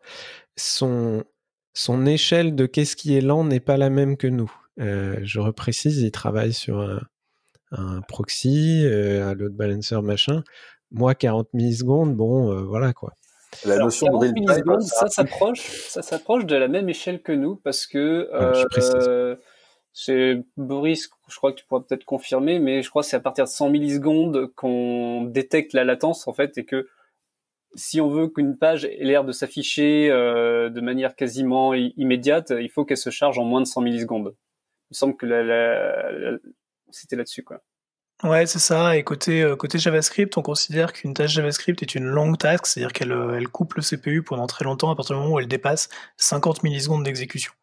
Donc là, on est à 40, on n'est pas à 50, mais comme c'est 40 pour un appel, oui. On imagine que derrière, c'est un process. Et donc, oui, tu commences à rentrer dans ce qui rentre dans le domaine du sensible. Surtout que là, c'est un appel qui va bloquer on essaie de charger une URL, et d'abord, ça va aller chercher dans ce truc-là, ça va répondre avec... Et là, on parlait juste de la latence, vraiment du temps de réponse du serveur, pas de toute la communication qu'il y a derrière. Donc, effectivement, on rajoute 40 millisecondes là-dessus, en fait, à un moment, ça commence à compter, quoi. Et donc, ils avaient commencé à écrire ça en Rust, ils se sont dit, ça devrait être rapide, mais qu'est-ce qui se passe en Rust? Pourquoi c'est pas rapide? Pourquoi on a 40 millisecondes? Et en fait, il y a un certain nombre de planètes qui se sont toutes alignées pile comme il fallait pour ça. D'abord, ça a commencé par... leur système voulait faire de l'IO vectoriel. Donc ça, c'est un moyen de, quand on veut par exemple écrire sur une socket, de dire au kernel, alors voilà, ce buffer là, et tu m'écris tout ça sur la socket, et tu me dis combien, en gros, t'en as écrit, que je sache qu'est-ce qui a été consommé.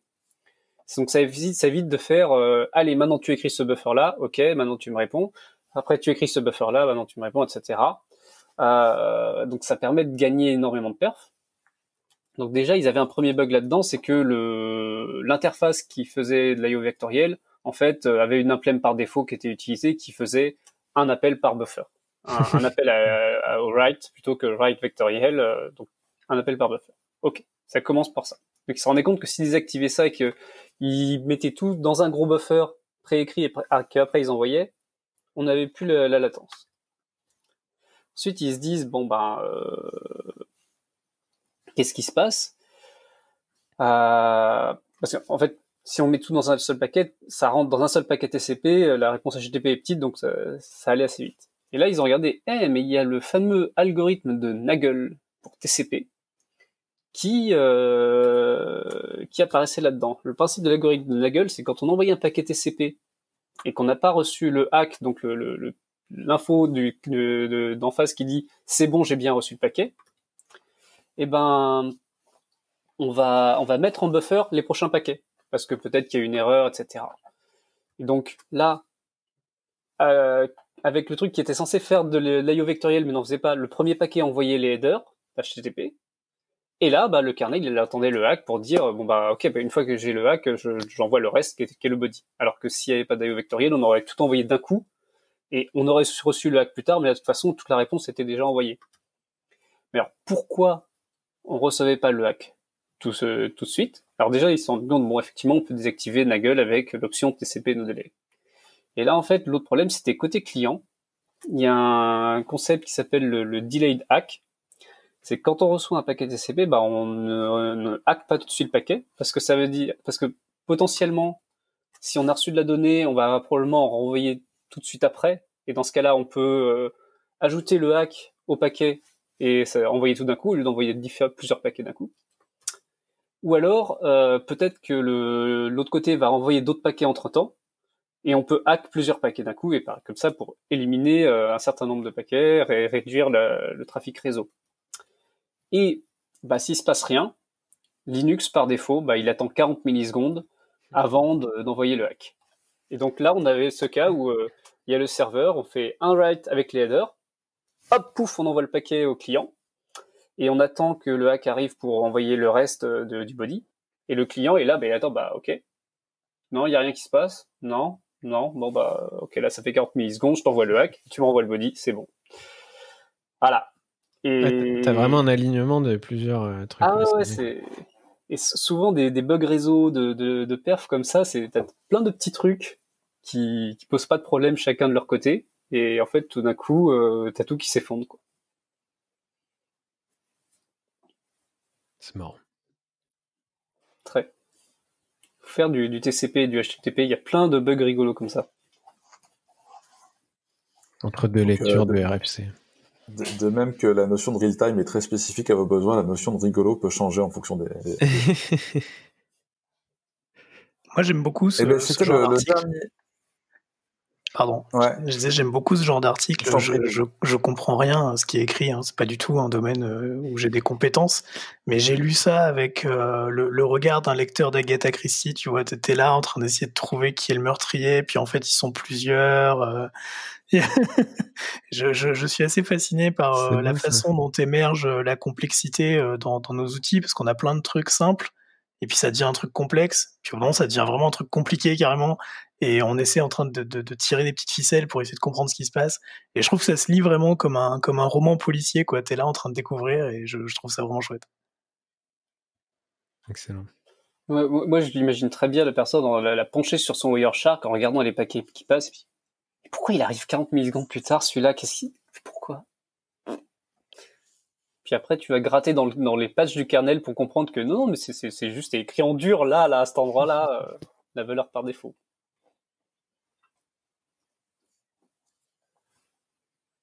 Ok. Donc c'était le dernier lien. Nous allons procéder au choix musical. Je suis de 1 à 5 Hubert Sablonnière et de 6 à 10 et il est mort de rire parce qu'il sait très bien ce qui va se passer. Geoffroy Coupry est de 11 à 15 et Boris Shapira est de 1 à 20. Oh là là, j'ai fait 18 en plus. Toi, je t'avais dit en dernier, finalement, j'ai même pas eu à tricher. C'est vraiment toi. Mais en fait, tu viens de T'as entendu ce que t'as dit? Les gens peuvent rembobiner. T'as dit que Boris était de 1 à 20, en fait. Absolument, je l'ai un peu fait exprès. Voilà, bref. Ah, donc c'est moi. Nous sommes sur le choix musical de Boris Shapira. Oui, ouais. Hey, génial. Surprise. Wouhou. Bon, alors moi, je vous ai mis tout. Satisfied, qui est un extrait de la comédie musicale Hamilton. Et je l'ai mis pour plein de raisons. D'abord parce que je suis complètement taré en ce moment avec cette comédie musicale qui réussit un exploit de dingue de rendre intéressant la politique américaine à laquelle moi je comprenais pas grand chose, surtout dans une période historique qui me concerne pas particulièrement. Et cette chanson particulièrement chantée par Renée Elise Goldberg, que certains geeks peuvent avoir connue dans la série Altered Carbon. C'est elle qui fait le rôle de Quellcrist Falconer, la leader de la rébellion. Et là, elle est dans un rôle très différent, très historique, et cette chanson, c'est un condensé de drama, puisque en quelques minutes, on a une rencontre amoureuse, un coup de foudre, l'amour impossible, l'abnégation, la frustration, la mise en contexte avec la famille, et tout ça sous la forme d'un tube de hip-hop à la Beyoncé, avec des 3-4 genres qui se mélangent. Et moi, ça me fascine complètement, cette qualité d'écriture dans cette comédie musicale qui est entièrement de qualité, mais ce titre plus particulièrement encore. Top. Cool. Eh bien, écoute, merci beaucoup à toi, Boris, d'avoir participé et d'avoir accepté notre invitation.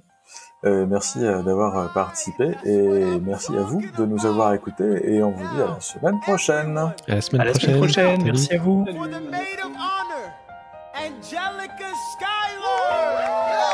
Toast to the groom, to the groom, to the groom, to the groom, to the bride, to the bride, to the bride. From your sister, Angelica, who is always by your side. To your union, to the revolution, and the hope that you provide.